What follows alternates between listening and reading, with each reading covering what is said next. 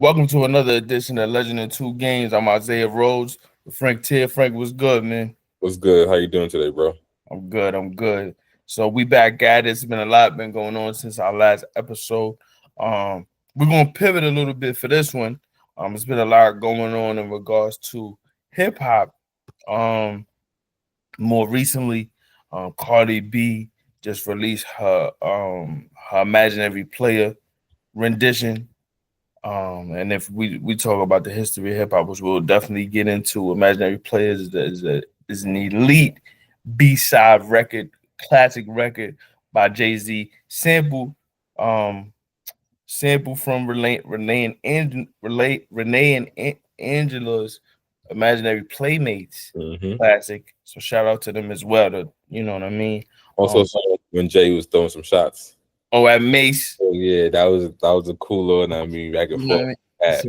All right, so is that so? And that's so that particular song has generated a lot of polarizing opinions. So we'll definitely talk about that.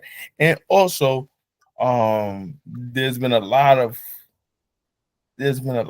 back and forth about God's son Nasir Jones, and a lot of, in my opinion, disrespectful comments made around just his impact on the game in ways that I feel like we need to discuss. So we'll definitely break that down. How you feeling though? I'm feeling good. For sure, ready to chop it up. Definitely. All right. So the reason why I want to speak about this particular theme, this thread right here, is because I feel like gatekeeping may be necessary. It's not right. Gatekeeping is not right. When we think about what gatekeeping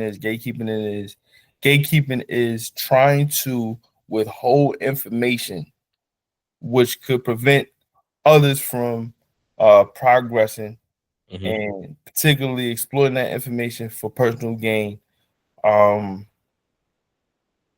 In theory, it's not right. You get what I'm saying? You want to be able to, if the information is out there, allow everybody to have access to, at least have the opportunity to get and be successful. That is the ideal situation. It is the right thing to do. It is the noble thing to do, right? Don't gatekeep, right? But to some degree, I feel like what gatekeeping does is it forces people to be resourceful. It forces people to sharpen their skills to such a degree that when you do pierce through that ceiling or that imaginary wall, you work your way around the gatekeepers, you are going to be in a space and at a skill level to where you cannot be denied, right? That now obviously you have to overcome many hurdles to get to your destination, but when doing so, you will be so gifted, so skilled, and hopefully be able to create something so undeniable that the gatekeepers have to bend the knee, right? When I say what I'm saying, I'm speaking about hip hop right now. I think hip hop is in at such a state in terms of the magnitude of its impact, how it has reached so many levels, touched so many people all over the world that everybody has access to it, right?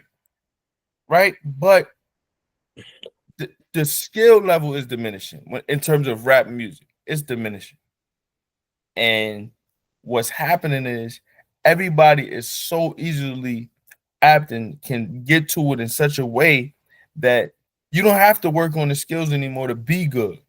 You can just do it, and then all of a sudden you made it, and it's like, wow, the easy access allows for everybody to do it. But is that good? Yeah. It's definitely that it definitely appears that it's a lower bar for injury, right? That's one part. I think the part we are definitely focusing on is once folks enter, it seems to give them like this fourth level of expertise to where they can speak about things that they may not be the most versed on, right? The discourse, I think, is really suffering, right? Because folks have large platforms, and their platform that doesn't necessarily come with expertise, right? And from that, right, I think that like hip hop rap is like, I think that is what it is, right? Yeah, I definitely agree with you, right? Like that, in terms of like folks who are like extremely popular, right? Like there's been like there's a standard that isn't quite there. But I also feel like hip hop is so wide now and so everywhere that I think there's, while the best probably aren't necessarily the most popular, I feel like there's so much music that there's something for everyone, right? I think to enjoy it, right? Like a few months back, you sent me the Ransom Dave East and J Electronica track, right? And then I listened to the whole album. It was magnificent, right? So it's like, yeah, you may not hear the best on the radio, right, or like chart, right? But I think there's something to appease everyone's desire or appetite for what to listen to, right? But I definitely feel like because of that low bar entry, everyone like discusses and speaks about things, even when they probably wouldn't have had a platform 20 years ago, right, to speak about things. And I think that discourse, because a lot of folks who don't know are hearing folks on platforms because their platform is large, talk about things that they don't know about, and also get ill-informed, right? So I think we're having an ill-informed audience, which I think really hurts things. So I all your points super duper valid, especially when you talk about the fact that there's there's something for everyone, Mhm. regardless of what you're looking for, right? It's like we also have to have the balance and understanding to respect those things, right? So let's blend that, right? Imaginary Players Yeah. by Cardi B. Mhm. I don't like the song. Do you like the song? Nah, like I would say a few things. I don't think she rapped bad on it, right? I just don't necessarily see the reason for it, right? And I think we know that like there's definitely a way to speak about certain things and not disparage the person, right? It's not the Cardi B, right? And I think sometimes it's similar to when we discuss basketball and we discuss critique of Angel Reese, right? We're able to separate critiquing the the game, maybe the playing style, not the person, right? And I think that we had that same opinion about Cardi B in the song, right? It's like Cardi's awesome. She makes hips, right? And she be rapping on those tracks, right? Now she's not a traditional like amazing lyricist or MC, right? But like she raps, and means she put bars together, and then she's good, right? Imaginary Players. I think first of all, when you hear Jay on it, that's like an amazing B side, like Jay-Z song, right? And when you hear it, right? You hear Jay going to like a classic pocket, right? Indicative of the more elite MCs of all time, right? And I'm not one to say that folks shouldn't touch classics, right? That's just not like my belief, right? But I do need to understand like a reason why this is happening, right? And I mean, Cardi's album is rolling out. I'm not sure what this necessarily does for the hype of the album. And also I just don't think this is necessarily her lane, right? So yeah, so I don't hate it, but no, if you actually do I like it, like nah, it's not something I'll turn on. I'll probably turn on and listen to frequently, right? So when you speak about what Cardi B does well, Mm-hmm. she is an amazing entertainer. Legit. Mm-hmm. She's someone that her presence in hip hop is needed because one, she's a she's a woman in hip hop that has established and built a platform that can touch a variety of avenues from fashion Mm-hmm. to aesthetics, right? When it comes to how she's able to use her charisma and personality to Mm-hmm. impact not only herself but other women in hip hop, give them hits. Her just her being on something boosts it at an exponential level, right? Mhm. That's how big her fan base is, and she is worthy of that, Mhm. right? But when we speak about the standard bearers of certain things, right, we also have to understand what we do well and what we don't do well. Now, Cardi B knows she's not a great MC. She knows this. You know how you know she knows this? Because she equips herself with great writers, right? Shout out to Partisan Fontaine, somebody that has written for her in the past. He probably still writes for her. They're very, very close in tandem and collaboration, and they have worked, and he works with her not only with the writing but also with flows, how to say certain things on certain songs, right? She knows when she wakes up in the morning, she's not trying to like write every day. You get what I'm saying? Like that's not what she does. But she's like, okay, when I do get something, when I do drop something, I'm gonna make sure I have a visual to it. I'm gonna make sure that the rollout is there on all levels, right? But it's not a consistent enough thing for her you to for you or me to say she's a MC Yeah. or she's a bona fide rapper. Yes, she has a space in rap, but is she a real rapper? Am I gonna hold her to a rapper standard of like every time she puts out an album, it has to be like of highest standard lyrically? No, I'm not gonna judge her by that because that's not what she does well. You get what I'm saying? But when she gets on imaginary players, it's like now like you said, we can't be one to say, oh, you can't touch it, but it's like the nostalgia of something is gonna force you to judge it more critically than maybe you would another song that she will put out because it's like, wait, now it's like I have to see how she really did, Mhm. and I shouldn't have to do that to her because that's not what she does. Yeah. That's not where she's most effective. That's not where she's exponentially great at. So I think that's where, in my opinion, I feel like her team. Well, I mean, it's twofold because she's a polarizing person in general. Mhm. She's not somebody that is overly affected, in my opinion, by judgment of others. So in that regard, I mean, she won't be affected, but I feel like her team didn't put her in the best position to show what she does well.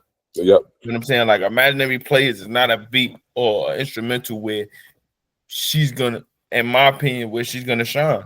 That's Yeah. not what she do well. Yeah. So that part of it is like we have to we gotta do better understanding like knowing who does what. You get what I'm Mhm. saying? Now if it was like a freestyle or something, or maybe like just a skeleton, I Yeah. won't have no problem with it. But like you said, this is her first album in like 7 years. Is bro. You get Yeah. what I'm saying? So she's definitely within that time dropped songs, individual songs that have shot up, and she's Mhm. done features that have shot up. But again, she's not waking up every day trying to be the best rapper. No. She's not waking up every day trying to be the best MC. And So that's how why. do you Mhm. and that is fine. Mhm. That's fine. But to put her on that beat and expect her to be, I don't want to say expect her to be, but when people hear that beat, they're gonna expect that. They want bars. Yeah.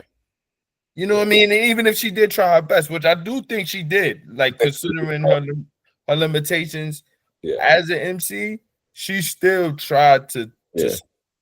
to talk that talk, Mhm. and that's commendable. I'm not gonna take that away from it, Yeah. but at the same time, it's like, why are you putting her in that position to do that? Yeah. You know what I'm saying? So I feel very very strongly about that. Mhm. And at the same time, like when you speak about you also mentioned platforms, right? This is a win-win for Jay-Z in a lot of ways Yeah. because one, because of her platform, even though those that know about imaginary players, when they hear that song, they know that's a classic B-side record. Mhm. Volume One, three. In my opinion, 3 songs away from being a perfect album.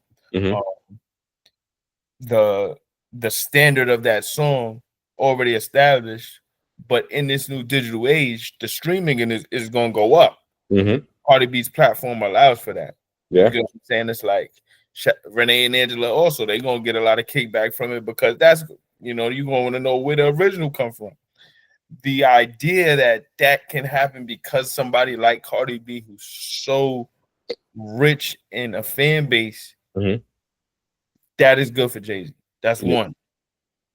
But also, he knows she can't outdo him on the record. So it's Hmm. like no matter what happens, Yeah. his song is his song. Yeah. So that's why it's a win-win also. So that's the good thing. But when you speak about platforms and access to things, Hmm.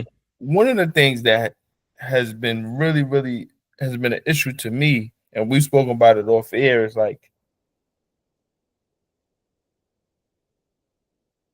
these now with all these cameras and all these mics, people just want to talk. And they're gonna speak about things from their point of view, which is great. We're doing it also. But when we speak about music, some of these opinions, while opinion is for everyone, there has to be respect to history. And I think a lot of things are being said on these platforms that are disrespectful to the forefathers, right? Yeah. And one person that has been maligned in more recent history over the last couple of months is Nasir Jones. It keeps happening, and I can't fathom why. Like, and it's odd, right? Because I can understand. I mean, like his best work is a long time ago, but he also has like really good projects recently, right? So I I kind of don't know what's going on. I'm willing to say that folks who are, as you say, maligning him recently probably aren't listening to those recent great projects either, right? But it's happening too frequently. He's being put in conversations with folks that he trumps, right? That he's far better than, right? And that's what I'm saying. But it keeps happening. I was reading something. Someone said like Fab is a better feature artist than him, and I'm just like, damn, like yeah, Fab was amazing at kind of the R&B, you know what I mean, like rap wave, like hopping on those contracts. But do we understand like some like I don't know. It's crazy. Like I remember as late as 2012, Nas got on the DJ Khaled track with hip hop with Scarface, and just He left Earth. He left oh Earth. my god, son! Like the song concept was just like notice she wasn't breathing for a second, so I screamed, "She's dead!" Like, and everybody took it out on Nasty. It was just like it was just I think the perfect. I think it was the perfect verse for an OG, to be in love with something, right? Be insecure that is kind of leaving, but ultimately, you know what I mean, like get his ego in check and like, nah, this is bigger than me, right? Like, I wasn't trying to say for myself, she's yours, you can have, but she's a mother effing whore. I F hip hop, right? It was just like perfect. And I'm like, damn, like there are a lot of folks who have done that song happen. So when you say somebody with a feature artist, I'm like, yeah, I'm not sure. It's a run where Nas was just on tracks. People are like, damn, oh, you got a Nas feature? That's crazy, right? That I mean, it was that was a thing for some time. I'm like, damn, like not only off, listen, it's like we're missing pivotal moments in hip hop, right? That don't get like the shiny headlines because it's not the biggest thing ever, but we know it happened, right? And it's Right. like, Or it happened so long ago yeah, that you don't even need to go back. And yeah, we fall victim to that a lot of times too. mhm, That's just a natural thing, especially over time. Yes. But to act like it doesn't exist, yeah, to be willfully ignorant about things is my issue. Now, we have to be cognizant of age, yeah, right? A lot of this more recently really started from a young kid who is around 20, 21 to 22 years old. mhm, He was on a podcast and he ended up speaking about how he felt Jim Jones is more relevant than Nas. And obviously, when you mention the name Nas, because he's such a great in the annals of what hip hop is, is going to be a polarizing headline. It's going to go viral. So we have to be cognizant of how these comments are being made and how it's generating so much traction. Mm-hmm. The era that we're in now, when you say certain things and you put it in a headline, it's going to go everywhere. Mm-hmm. Twitter, Instagram, Snapchat, all types of social media networks that allows for these type of things to be spun a certain way. And then you have the visceral reaction from fans, right? In the comments, other people are going to make podcasts in response to that, right? So that's more viral reaction. Yes. Now we spoke about in the previous episode, we spoke about checks and balances, right? When things are said, who's there to correct? Who's there to like not neutralize what it said, but like kind of curate it to where it's supposed to go, right? If we're not careful and we don't have those checks and balances, things can be said and taken out of context or diluted in a way that can really, really cause a lot of damage, right? And if there's no nuance there, it could cause trouble. So when when that young man says that, yes, there's reaction, but nobody's there to like say, listen, I understand what you're saying, but Nas is Nas, right? The reaction of it is going to be a certain way, but not in the moment, right? And sometimes they don't want that. Sometimes you want the headline, right? But then what became of it was Jim Jones, in defense of himself, went on this whole campaign. Yeah. Now Jim Jones is not a 22-year-old kid, right? Jim Jones is an actual rapper and MC in hip hop that has established his own history. Yeah. That is respected within hip hop and especially within New York City for what he does. Mm-hmm. He's not the illest MC, but he has impacted not only music, but in not only in his words, but from what we know also streetwear, right? He's definitely made an imprint on this culture that will last the test of time, right? But as an MC who's made history, it's his responsibility to respect that history himself. Mm-hmm. Why did he go on this almost month and a half span of just, I mean, some of the comments he made towards Nas, I'm like, wait a minute, bro. Yeah, it seemed like he was trolling, but it was just like it's thing that shouldn't leave your mouth. You understand what I'm saying? Yeah, you gotta leave. You just gotta not say that. Even if you are trolling, right? You are troll. It's different ways to do this thing. You get what I'm saying? Because I mean, listen, opinions are opinions. So you might have Nas you might rank him somewhere, depending on who you are, depending on what region you in, you might rank Nas the same way. But like when you really know hip hop to the level that you're supposed to, I mean, you can't name 5 rappers better than Nas. Yeah, man. And be honest. You get what I'm saying? Yeah. And be honest about it. When you talk about the standard of what this thing is now, there is such thing as regional bias. I'm aware of this. I'm aware of this. I'm aware of this myself. Within myself, I have my own biases. We all do. Yeah. But when you spoke about that hip hop song, who's on that song? Yeah. Scarface, one of the greatest MCs in the history of the world. Yeah. From Houston, Texas. Yeah. Right? There's a great video on YouTube where DJ Khaled was documenting the making of this song. And he went all around the country letting people hear it. And especially because of the age that we're in, you don't have to record with each other. No. So there was a point in the small documentary where he let Scarface hear Nas's verse. He was so caught up in what Nas was saying, he didn't even want to hear his verse anymore. He just wanted to listen to Nas over and over. Scarface is one of the greatest. Yeah.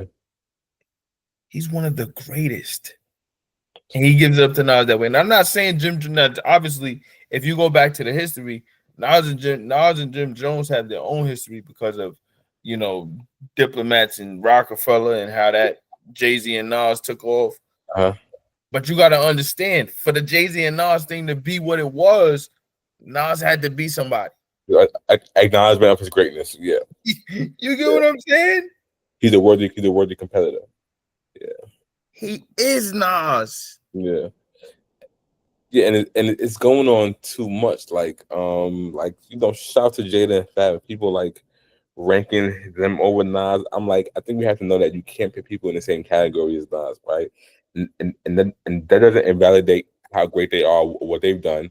But Nas deserves to be kind of in a sacred like space, right? Rarefied air, where like you have these rappers like kind of in this like pristine case. Then you can name other folks amongst themselves, right? But not with him, right? And a lot of times people are like pulling Nas out of this like this case and saying these guys are ranked over him. And I'm just like, I don't know what you all are doing. It's like stop it.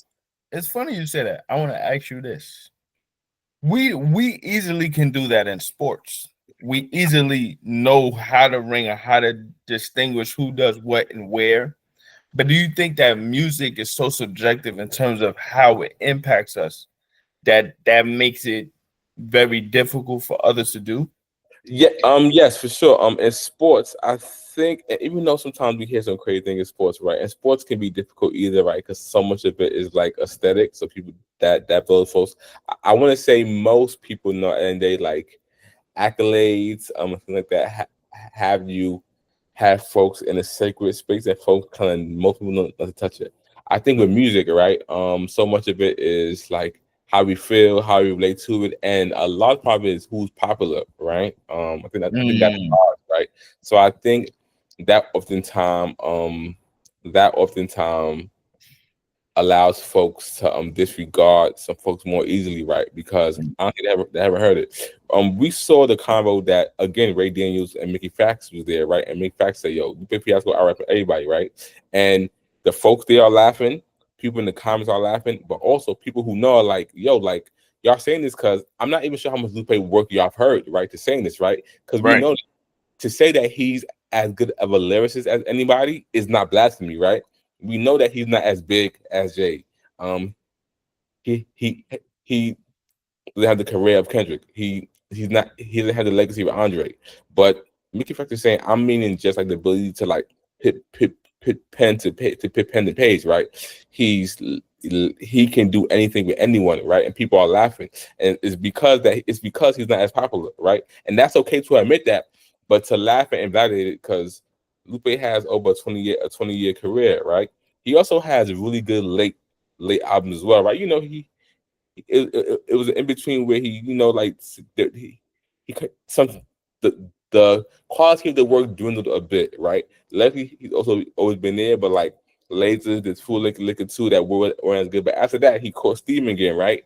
But it's not like in the public because he's no longer like mainstream like he was. So for folks to laugh at him saying that, and me reading comments, people saying he's not even better about rap, I'm like, yo, it's cool to say I haven't heard him, but don't act like you have, right? Because if you have, you would know that what you're saying makes no sense. And I think that's a lot of it, right? I think a big part of who most people, most casual fans rate highly, and how they get their opinion is like who most folks know and have listened to extensively.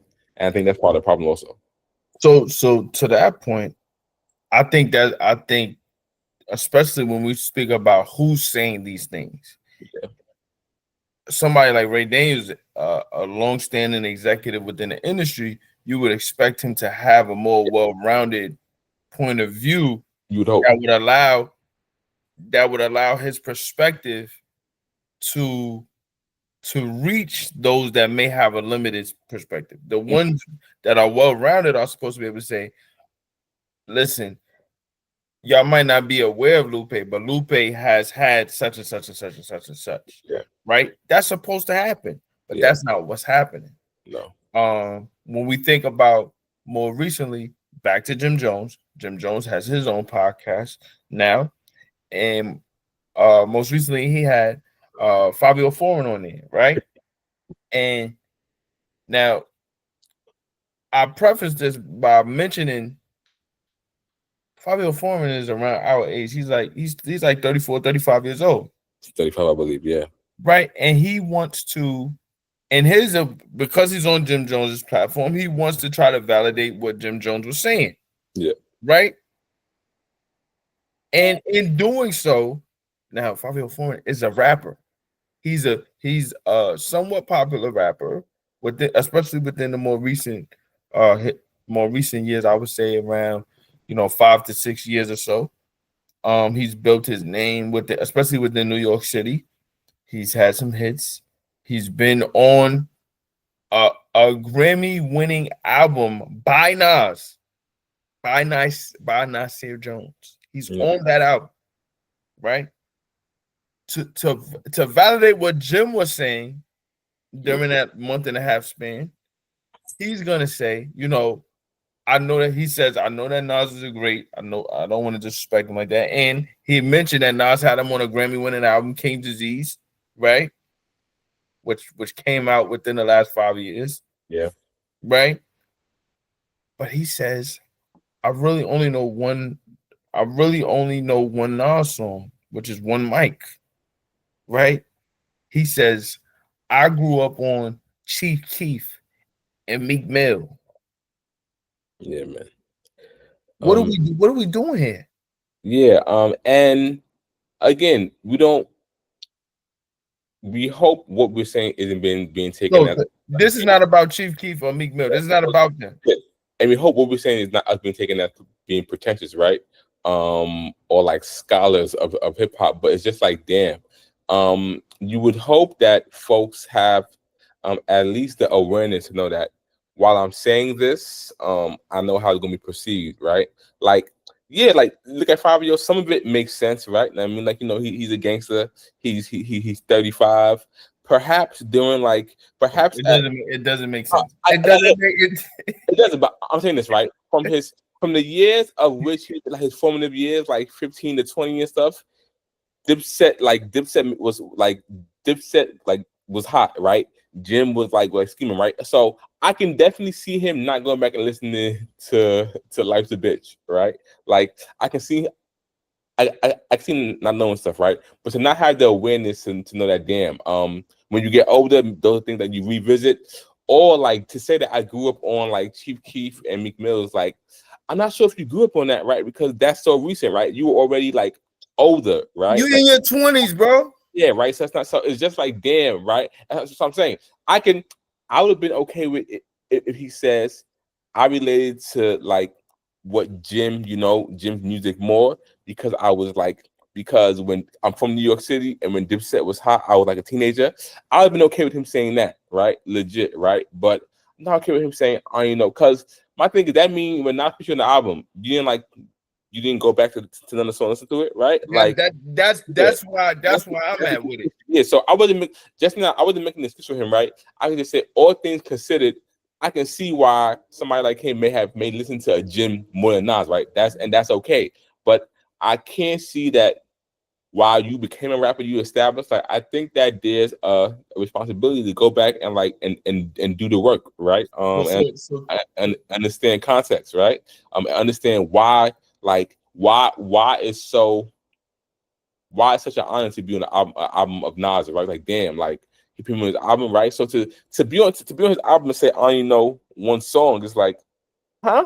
Like so the album you're on, you listen to, like it's just like what are we doing here, right? So what I'm saying is I can understand why he holds some of the opinions he has and I mean like with his upbringing, but I don't understand him like being 35 and still believing some of these things or like not at least not having the nuance to understand that why I can relate to some of this, like I gotta understand that Nas is this, right? And it's like damn, again, there's no checks and balances, right? Like I think it's possible to stay true to what you like may have experienced and like what you may have like liked, but also understanding the context of like, nah, this is this, right? And I know that like while this may not have been true for me, this is still extremely sacred, right?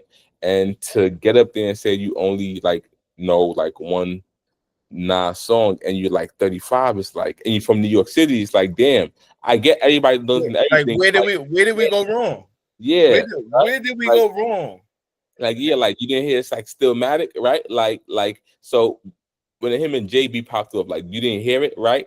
Or like 2012 is when Life is Good comes out, right? People like, damn, Nas still did it, right? So it's like these are pivotal moments, right? Where it gives folks who, of course, we not born in 94, we 4 years old, right? So we didn't hear Illmatic in 94, right? Or we didn't know what we was listening to, but like these things happen gives us the opportunity to go back and to understand, damn, this is so him doing it in 2012 is so impressive because 18 years ago he dropped this hip hop artifact, right? And then this is crazy that 18 years later he's still doing this, right? And then they give you the space to, damn, King Disease, he's still doing this. This is 30 years later.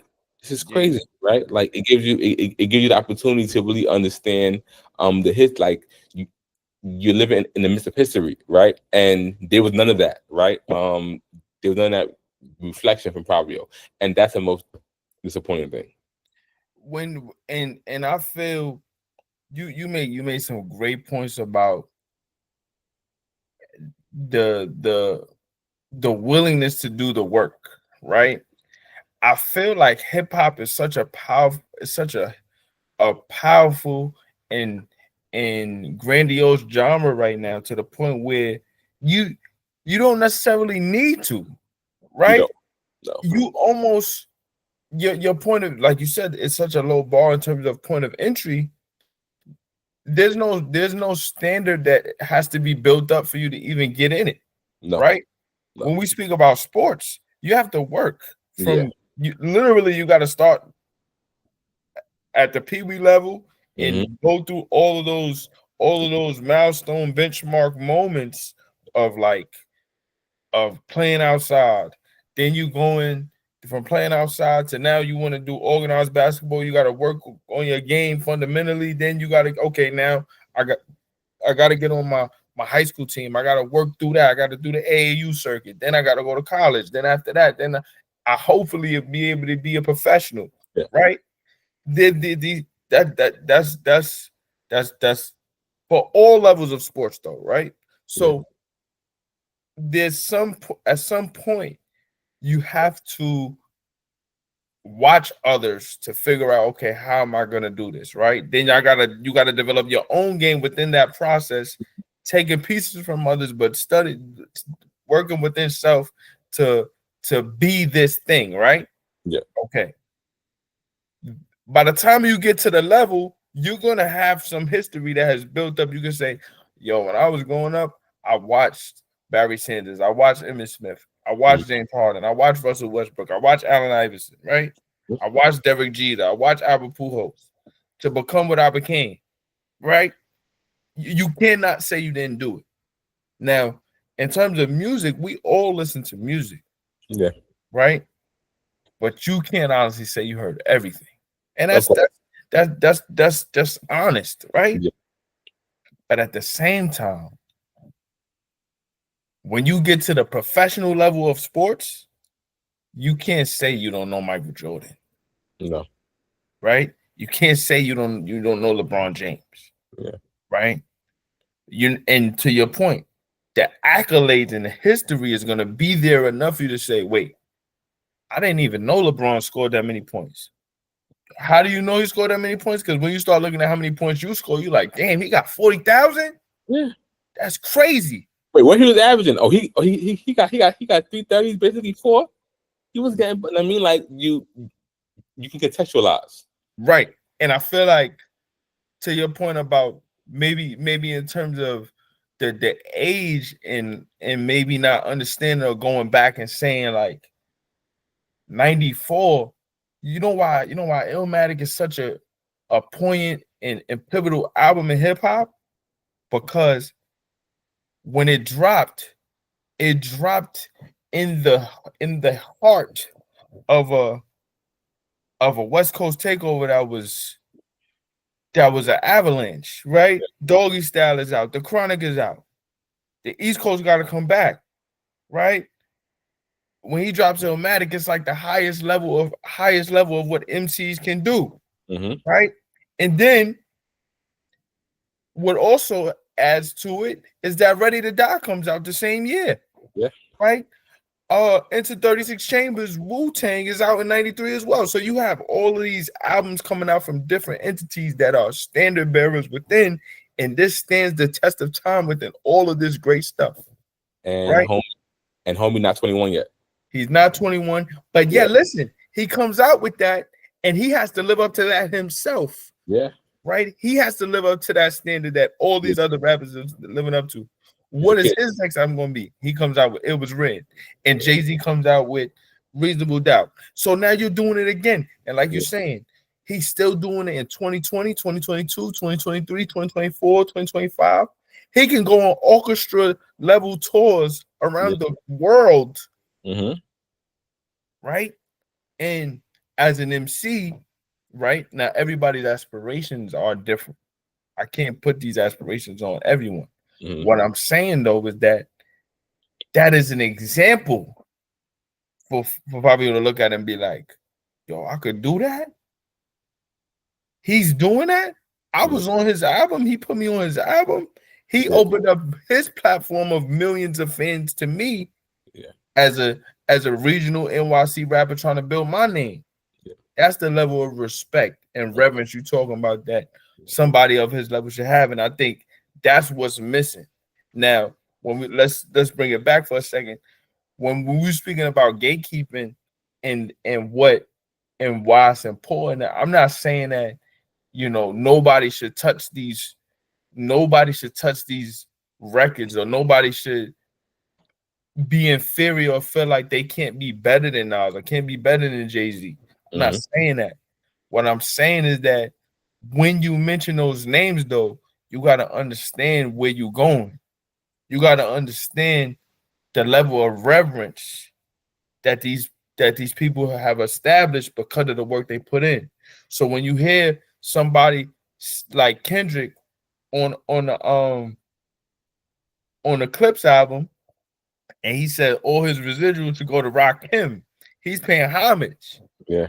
Because he knows what Rakim means to the culture. What Rakim meant to the MC's MC.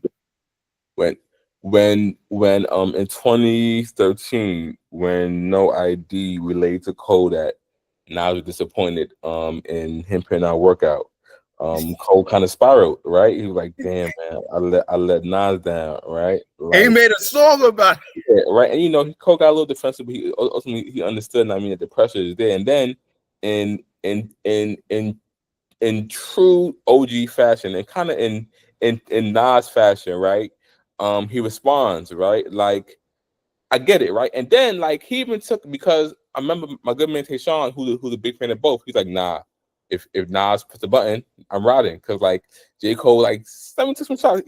He was like, he mentioned you made you owe me, dog, right? Like, and then like, so that's something to be offended by. But like, I think the also thing about Nas is he's always kind of reflective, right? Like, and I think diverse hip hop kind of like displays that. He's like, yo, I was bugging, I was mad at stuff, and I realized like he's like, just cause I'm one of the ones don't mean this is for me, and I can't handle these young kids doing what they want to it, because I did what I wanted to do with it, right? And I made my way was right. So he gets on the Let Nas Down respond. He explains, I mean, he's like, presence of Big was like, Big being there was the reason why I had to make you owe me, dog, right? So it's different, but I get why you say it, right? I understand it. I mean, like, sometimes you gotta do stuff you don't want to do to be able to do what you want, right? So like to put out an album where you really spitting, you may need a lead or single that you don't really care for, right? It's like, damn, like he acknowledged, like, damn,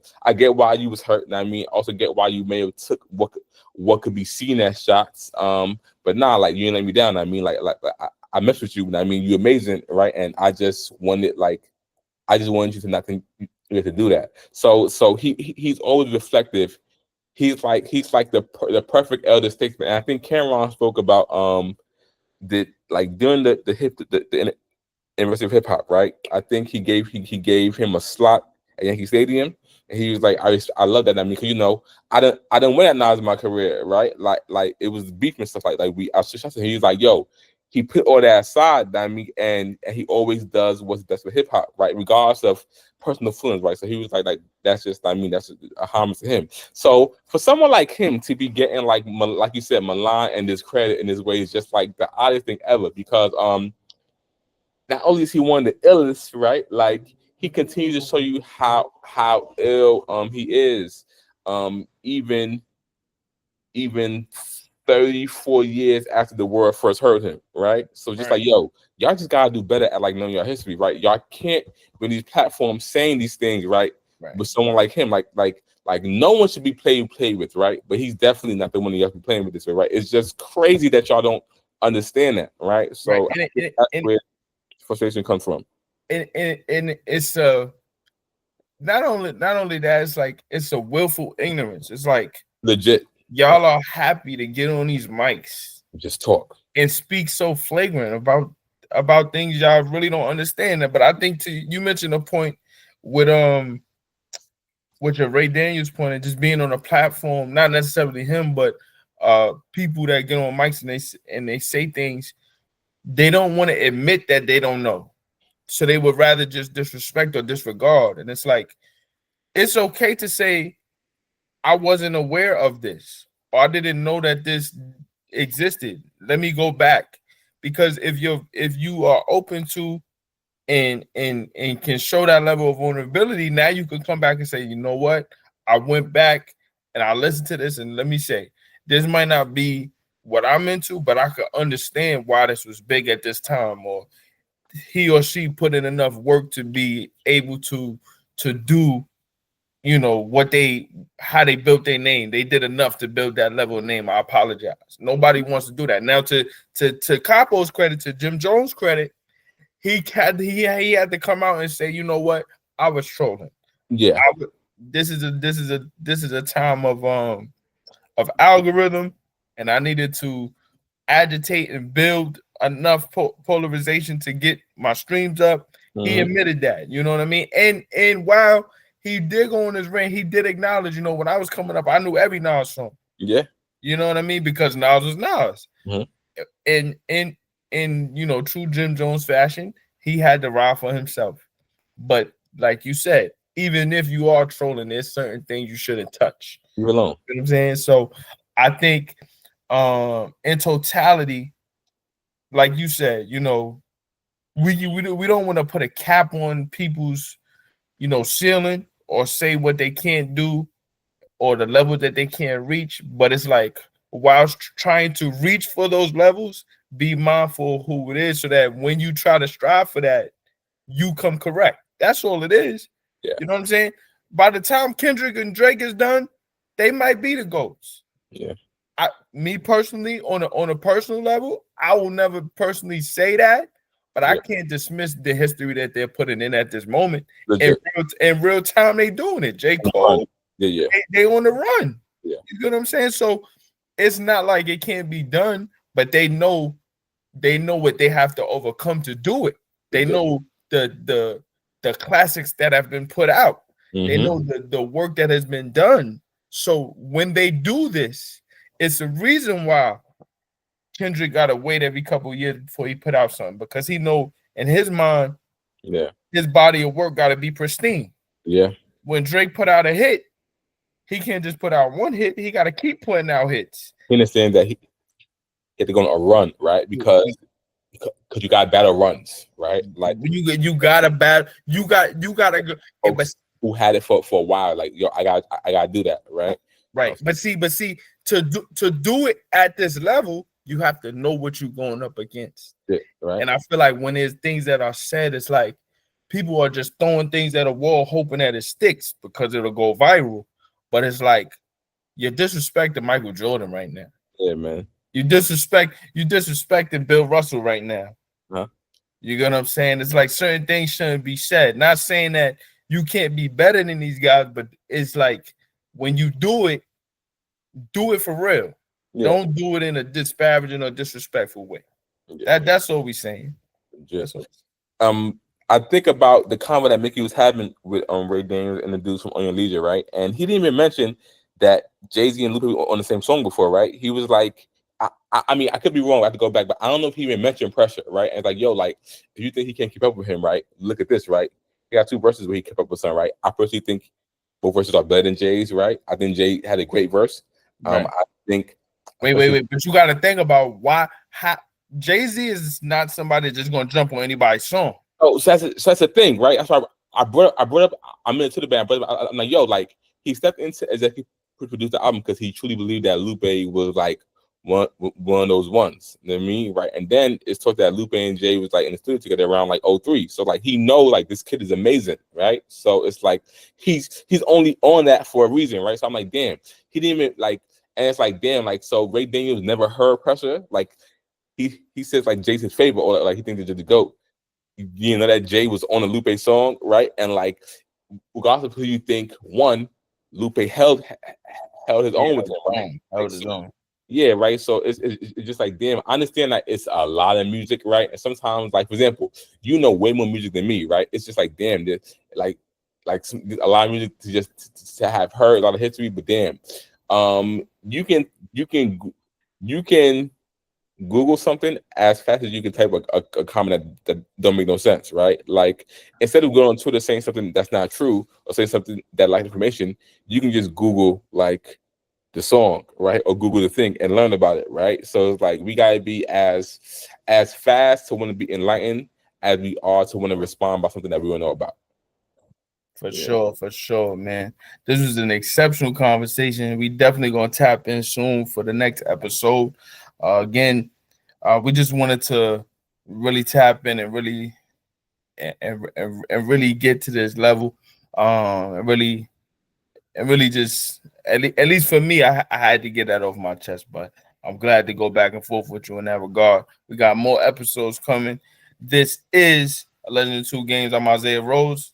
That's Frank Tier. We'll be back with more. Thanks for watching. Peace.